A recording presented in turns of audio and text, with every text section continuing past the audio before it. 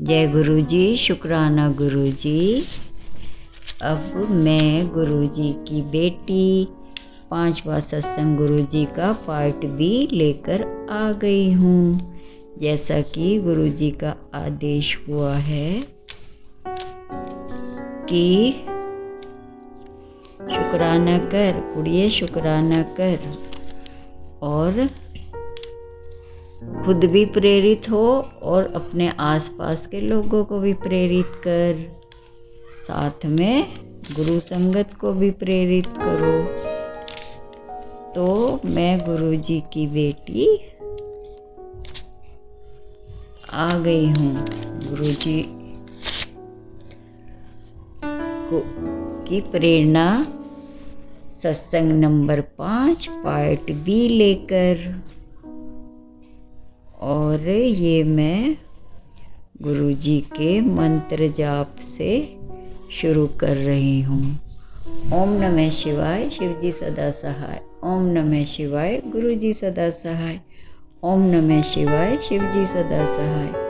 ओम नमः शिवाय, गुरु जी सदा सहाय। जय गुरु जी, शुक्राना गुरु जी। संगत जी, पहले तो मैं आपको एक बात साफ साफ बता देना चाहती हूँ कि इस सत्संग को कोई मामूली सत्संग ना समझना। ये जो सत्संग है, जो मैं कर रही हूँ, गुरु जी के आदेश अनुसार ही कर रही हूँ। पता नहीं वो किस संगत के लिए क्या करना चाहते हैं या करवाना चाहते हैं, लेकिन जो ये सत्संग मैं कर रही हूँ वो गुरु जी की वाइब्रेशन से भरे हुए हैं। उनके एक एक शब्द जो है वो बेशुमार कीमती हैं, अनमोल शब्द हैं, अनमोल। विश्वास ना हो तो सत्संग सुनते जाओ, सारे जो गुरु जी मुझसे करवा रहे हैं, और फिर देखो अपने जीवन में परिवर्तन।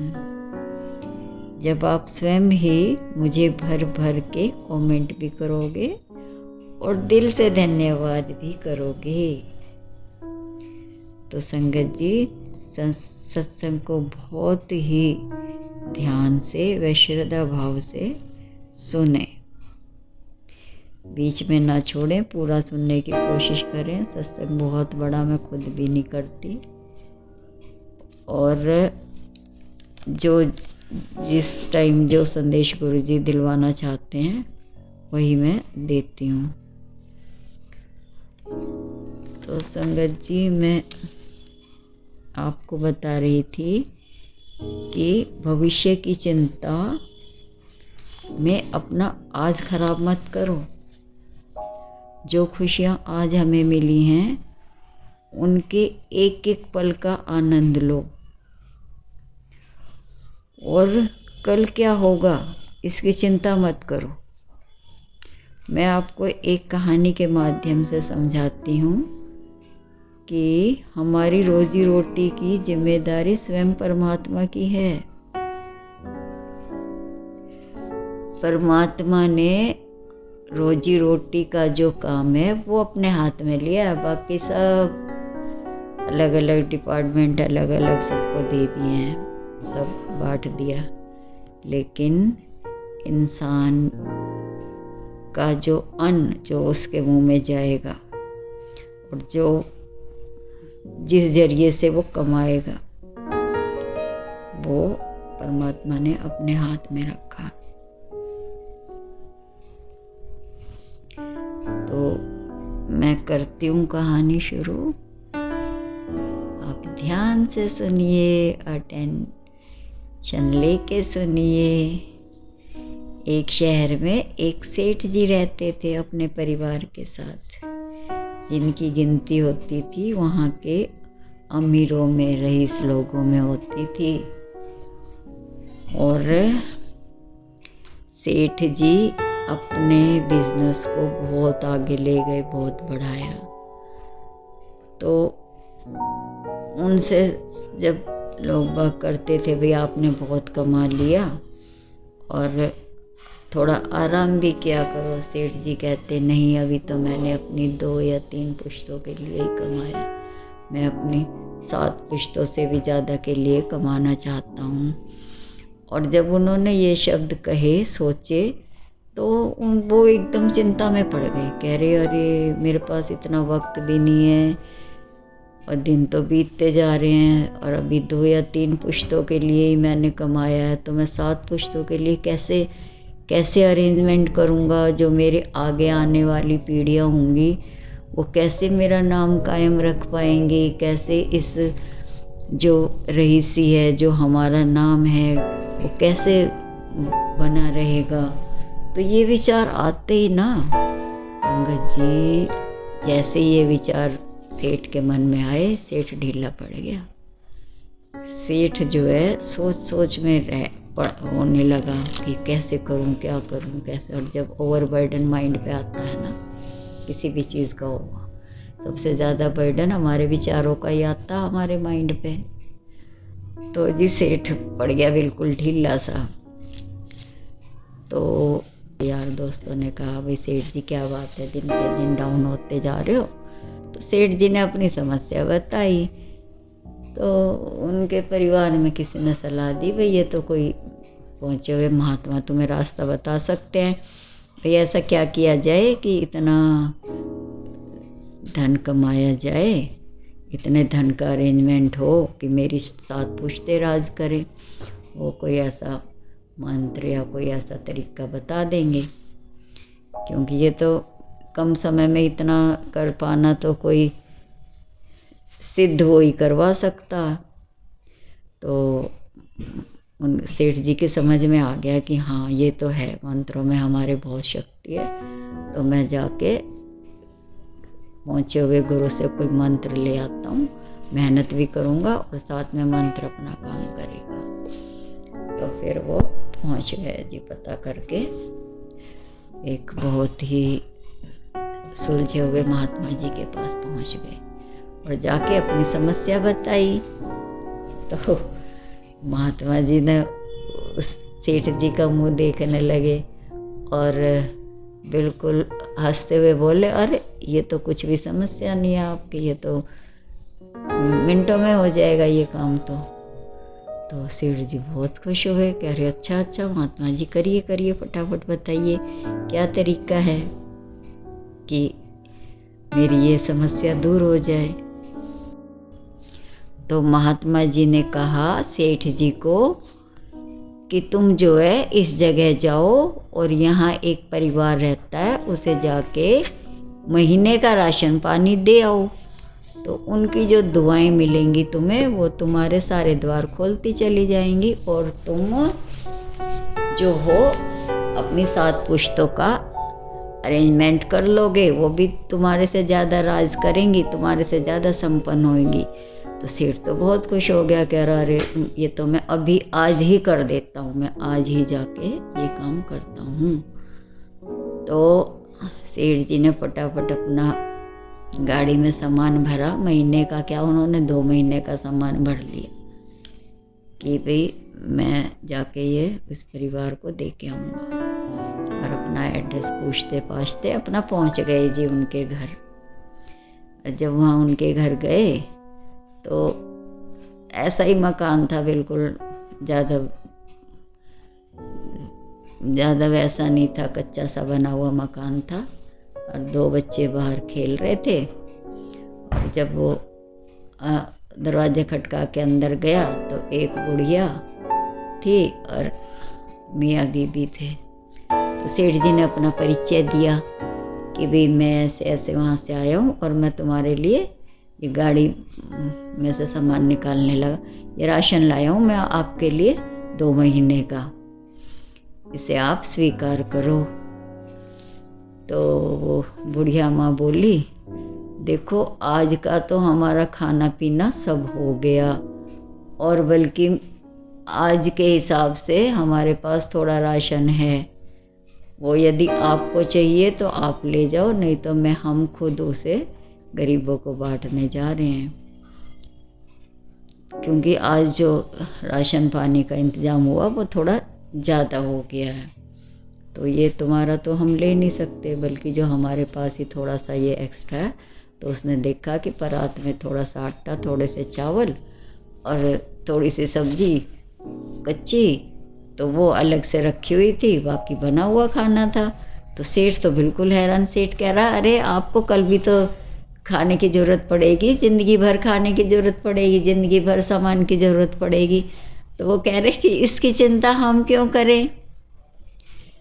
बूढ़ी अम्मा बोली कि इसकी चिंता हमें क्यों है, हमारे कल की चिंता भगवान को है। और क्या पता वो कल हमें आप जो दे के जा रहे हो ना, इससे अच्छा देते हो। हमें नहीं चाहिए तुम्हारा ये, हमें रोज़ खाना मिलता है, भगवान हमें कभी भी भूखा नहीं सुलाता, तो हम ये क्यों इतना इकट्ठा करें। तो ये सेठ रह गया बिल्कुल हैरान। सेठ उनका मुंह देखता रहा। बहू को कहा, बहू भी नहीं मानी। और बच्चे ऐसे मस्त होके खेल रहे थे, बच्चों को टॉफी टाफी के लालच देने लगा, बच्चों ने भी उस तरफ ध्यान नहीं दिया।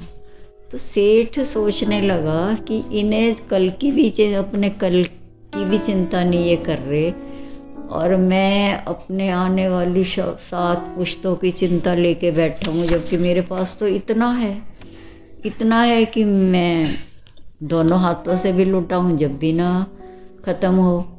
तो सेठ को बहुत ही ज़्यादा ग्लानि सी महसूस हुई अपने अंदर। जैसे कहते हैं ना, उसकी आत्मा जाग गई। उसे कहते हैं कि किसी के कुछ शब्द ही इंसान की लाइफ बदल देते हैं। संगत जी, कई बार ऐसा होता है कि कितने ही हम कर लें, प्रयास कर लें, लेकिन नहीं कुछ होता।